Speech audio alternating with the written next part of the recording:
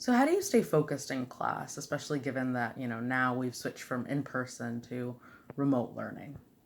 Well, there's a couple of things that are actually applicable to both, and that might be useful and help you stay a little bit more engaged.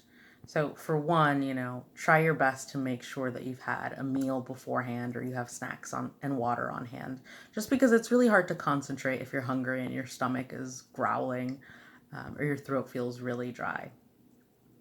To engage with the material a little bit better, try to take handwritten notes just because with typing, sometimes we're not really paying attention to what we're writing. It's kind of just going in one ear and coming out through our fingers, and that's pretty much it. And we don't always really process the material best that way. But handwriting notes really forces you to think about what you just heard and try to write it in as concise, but still meaningful a way as possible so that you'll remember it later. Go ahead and raise your hand, ask questions, participate in class discussions. I know for some people that's kind of their least favorite part of the class, but really participating and asking questions will also help you remember some of the material, especially when it comes to studying for exams or writing up papers later. Something that's a little bit more unique to remote learning is the anonymity that we can kind of hide behind.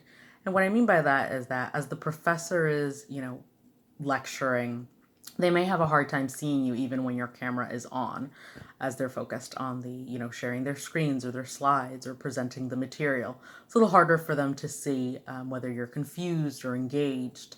And it also makes it a little bit easier for you to, go ahead and go on social media or do other things, especially if the class policy is that you don't even need to have your camera on. So it's just hard to kind of resist that temptation. So even if the professor is, not all that engaging or the material is not as great or as interesting to you as you wish it would be, do your best to try and be present and in the moment.